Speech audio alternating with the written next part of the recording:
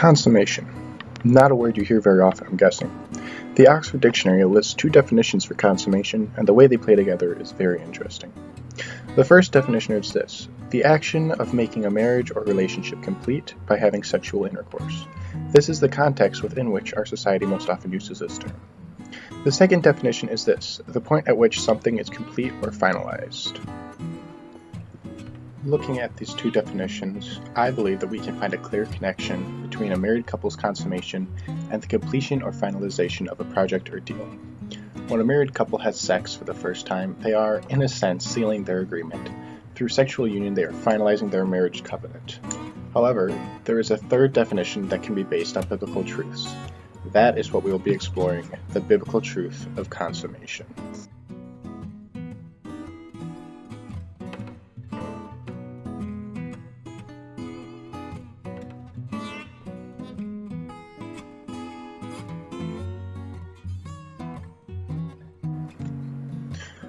When Christ came to earth back in the 1st century, he began to set up his church.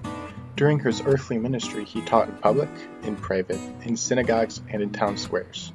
He was generating followers from every aspect of ancient life.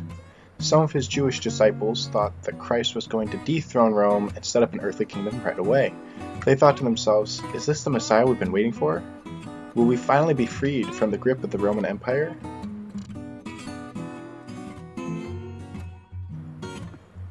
However, this dream was not to be fulfilled. Christ had not come to stay physically on earth forever. He departed earth, but left his followers with the commission to continue to spread the good news of his future kingship to the nations. He told his disciples he would be returning soon to bring both judgment and a complete healing of his creation.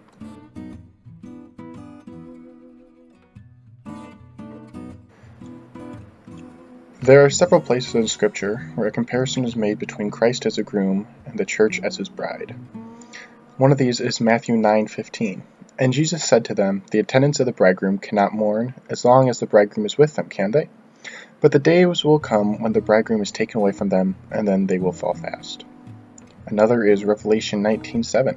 Let us rejoice and be glad and give the glory to him, for the marriage of the Lamb has come, and his bride, the church, has made herself ready. A third one is Revelation 21:2. And I saw the holy city, New Jerusalem, coming down out of heaven from God, made ready as a bride adorned for her husband. The bride, or the church in this example, is preparing herself to join with their soon-to-be husband and become one flesh through their first sexual encounter. The groom will be returning to be wed to his bride at the end of time, before heaven and earth are renewed.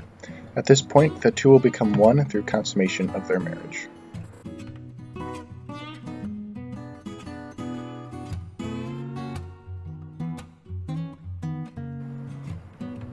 Hopefully by now, you're beginning to see where this is going. The biblical truth of consummation is an aspect of the Christian faith that is yet to be executed, as Christ has yet to return for his church. When the wedding day comes, Christ will pick up his bride, he will come retrieve his church, and, for the sake of argument, consummate our relationship.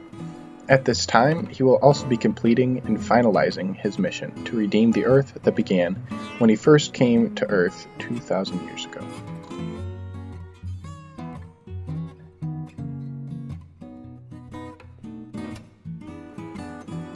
Here is my definition of biblical consummation. When Christ comes back in the end times to retrieve his followers for himself and complete his mission of saving the believers and judging the unrepentant. At this time, the heavens and earth will be renewed and brought back to perfection. God's plan for creation will also be consummated, as his project will be finalized and complete.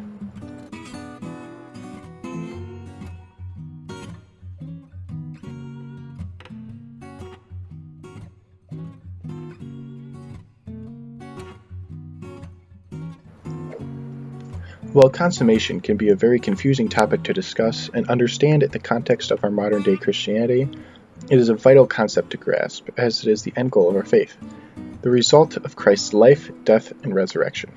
It is the completion of the gospel story that was set out before the world began. The world becomes a new creation because of Christ's consummation.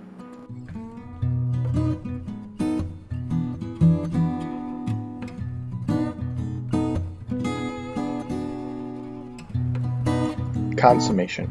I'm sure it's not a word you hear very often. Let's change that. Let's help others understand the importance of our consummation in the gospel story.